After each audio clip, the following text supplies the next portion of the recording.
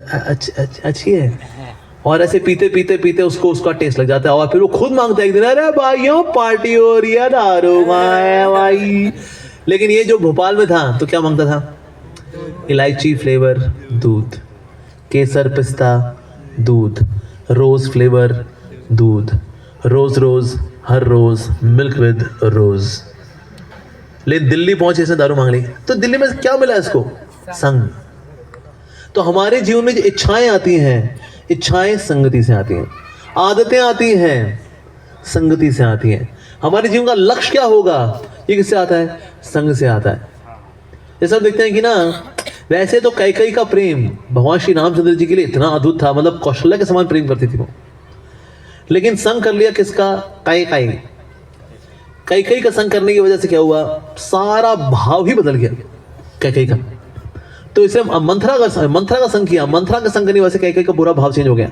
तो यानी कि हमारे जीवन में अगर आपका संग खराब है ना, अरे वो ले डूबेगा आपको। जैसे कौरव दुर्योधन इत्यादि थोड़ा बहुत इनका था डिफरेंसेस पांडवों के साथ, लेकिन जब शकुनी मामा का संग हो गया तो थोड़े बहुत जो डिफरेंसेस है वो नफरत में बदल गए, बुरी संगति। तो इसलिए सारा खेल किसका है? संगति का है। आपकी आदतें, एवरीथिंग इट डिपेंड्स ऑन संगति संगति संगति संगति संगति। तो भला हम भक्तों के संग में भी कैसे आते हैं? सो भक्ति सो भगवत भक्ता संगे न परिजायते। कृष्ण भक्ति जन्म मूल है साधु संग। कृष्ण भक्ति का जन्म मूल है साधु संग। That is the birth place of भक्ति इज साधु संग। हमें लगता है शायद सैमसंग से मिल जाएगा, नहीं सर, सैमसंग से कुछ नहीं होता, साधु संग से होता है। पर लोग किससे बिजी हैं? सैमसंग में।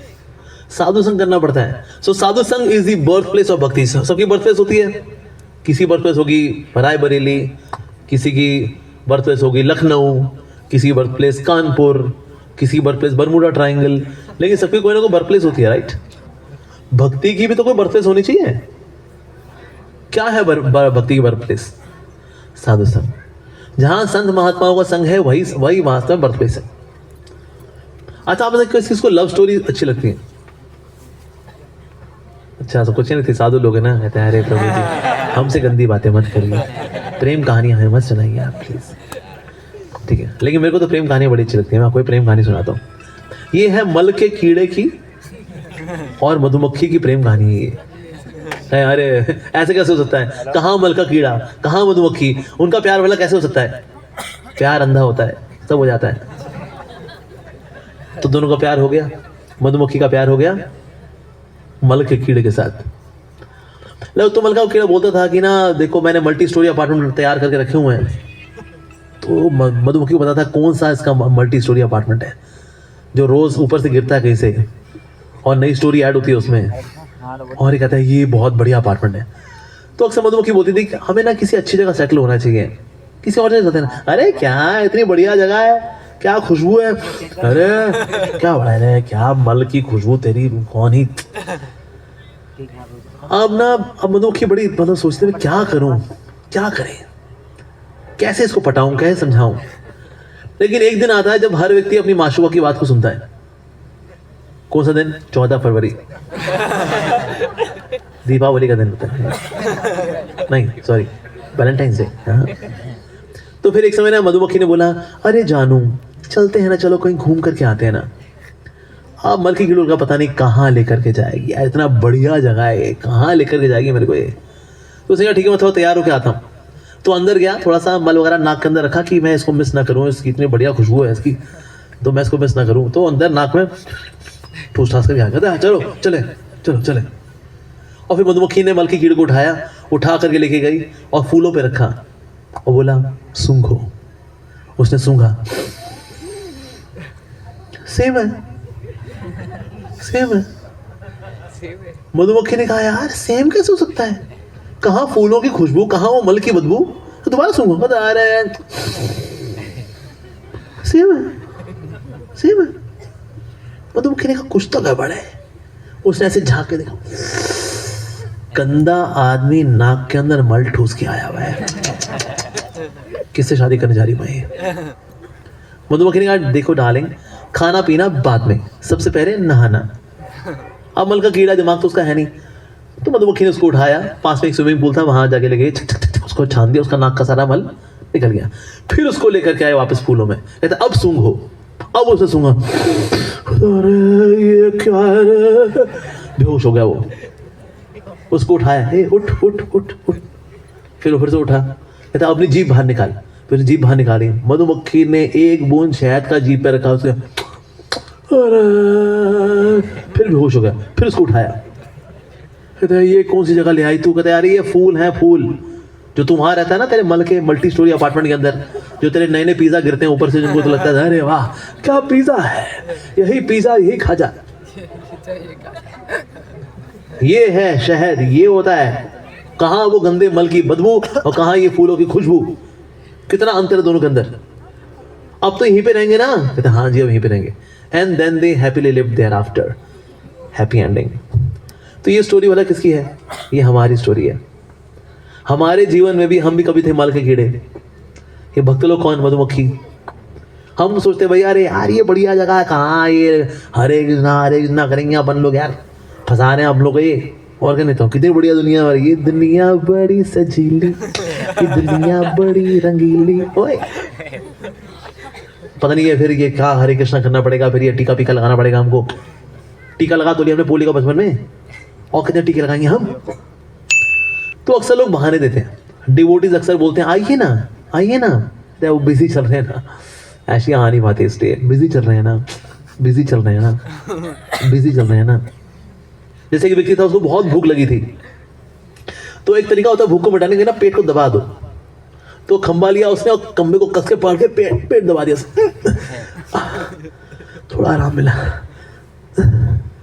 तो ये वहां से रसानंद प्रभु जा रहे थे, उनके पास था ठाकुर जी का महाप्रसाद। उन्होंने कहा भैया ये गोभी के पराठे, आलू के पराठे, मूली के पराठे खाओगे? तो व्यक्ति बोला वो क्या है ना, मेरे हाथ थोड़े बिजी है ना, इसलिए मैं अभी खा नहीं पाऊंगा, मैं फिर कभी लेता हूँ, थैंक यू। ये व्यक्ति समझदार है कि बेवकूफ है? क्यों? ऐसे पेट दबा के रखा तो आराम मिल रहा है ना उसको। पर किस चीज से आराम मिल रहा है? भूख से। भूख का इलाज क्या है? खाना। और खाना सामने लेके आया रसानंद प्रभु, और बोल रहा है अरे वहाँ बस वो बिजी है ना, ऐसी वॉशिंग मशीन लगानी होती है ना संडे तो वो आ नहीं पाते ना, हम लोग बिजी रहते हैं ना। ऐसे बच्चों को होमवर्क भी कराना होता है ना, अच्छी इनके पेपर आ रहे हैं ना,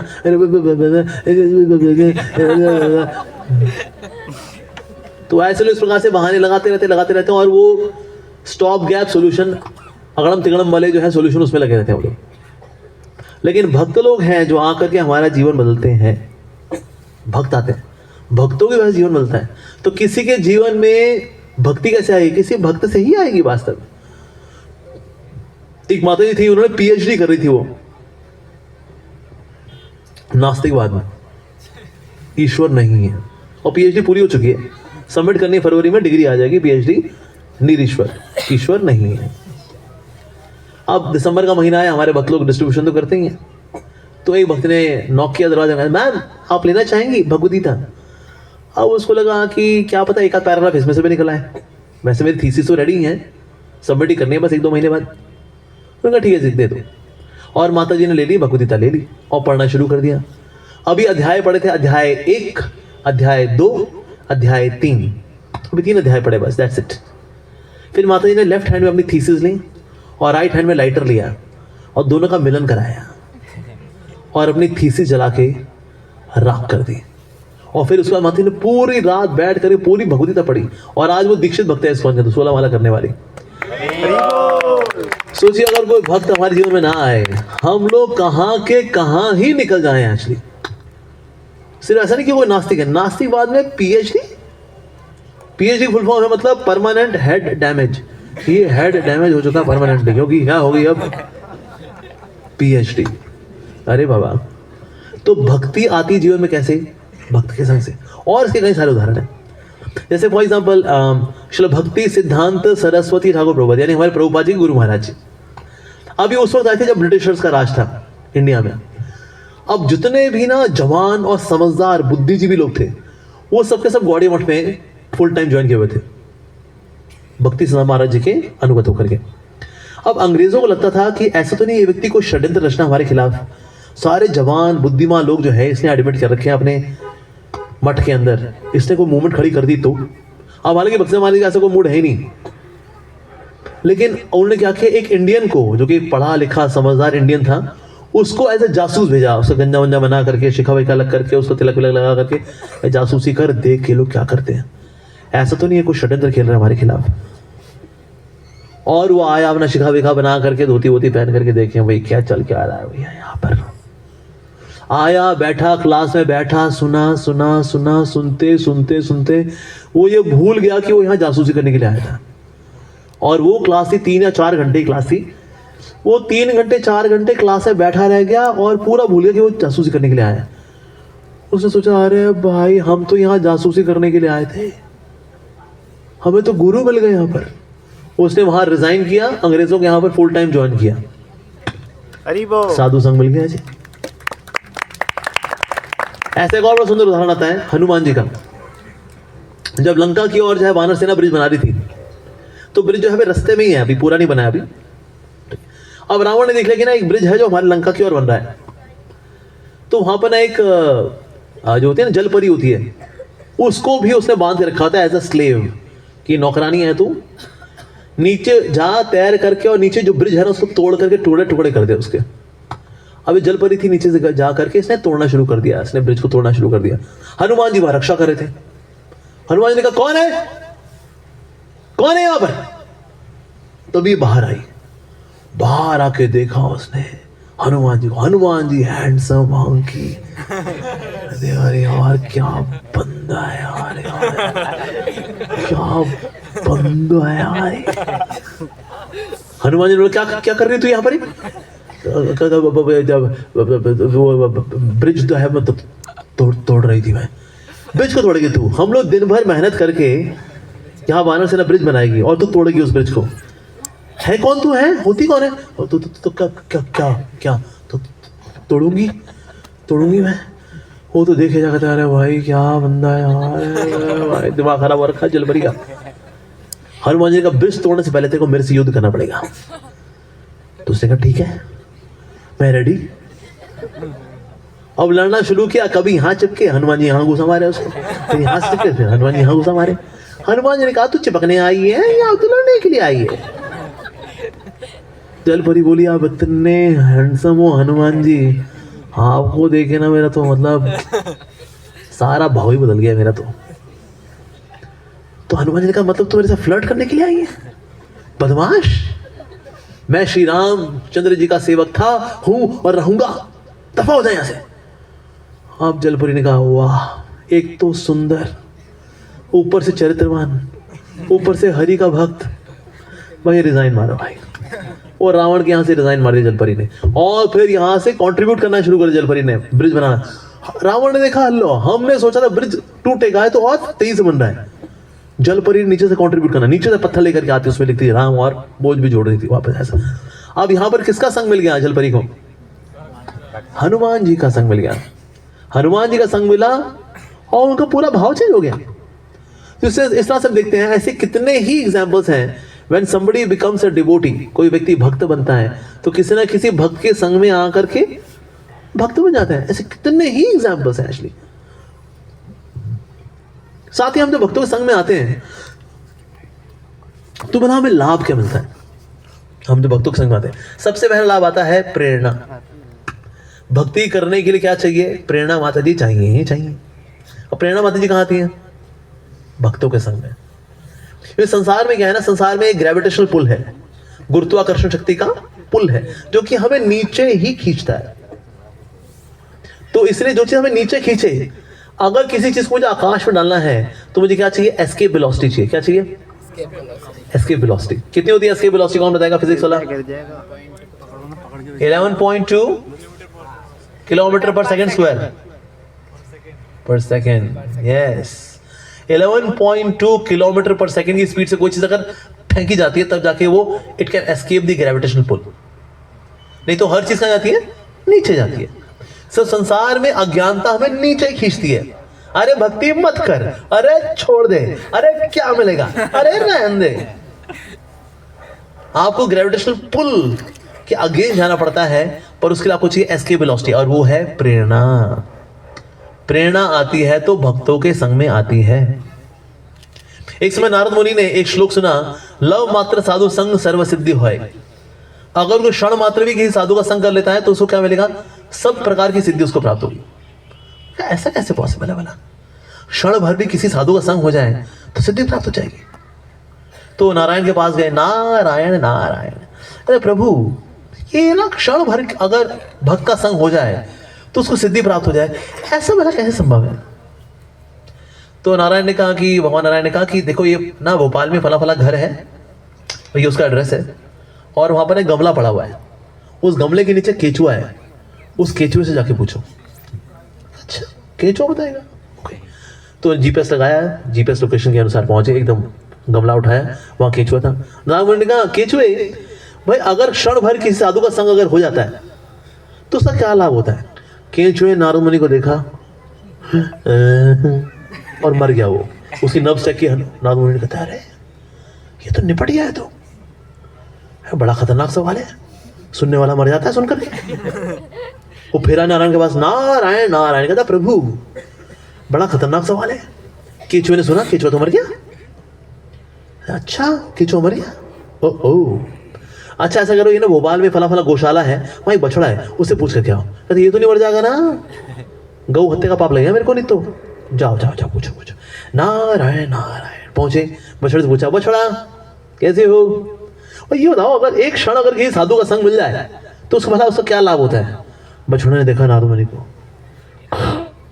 और लो जी बछड़ा ही निपट गया, उसकी नब्ज देखी।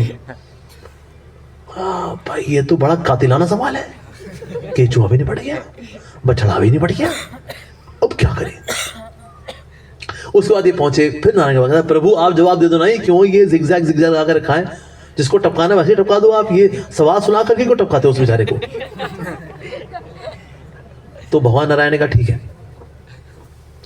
एक ना ये फला फला जगह पे भोपाल में एक ना बड़ा अच्छे घर में एक लड़का है, उससे पूछा गया, कहता अरे प्रभु अच्छे घर का, पैसे वाला घर है, इकलौता उनका बेटा है, मतलब उसके मर्डर करने का ये प्लान बनाया आपने? जाओ जाओ पूछो पूछो पूछो। ठीक है जी ओके। तो नारद मुनि जो है फिर उसके पास पहुंचे और जाके उस बच्चे से पूछा, कहते बेटा जी कैसे हो? ओ नारद मुनि, मेरा प्रणाम स्वीकार करें नारद मुनि।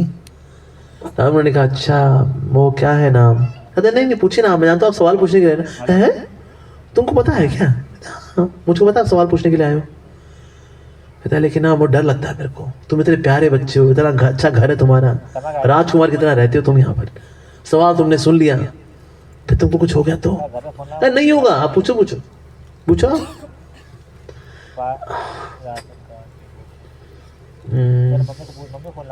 अगर एक क्षण भर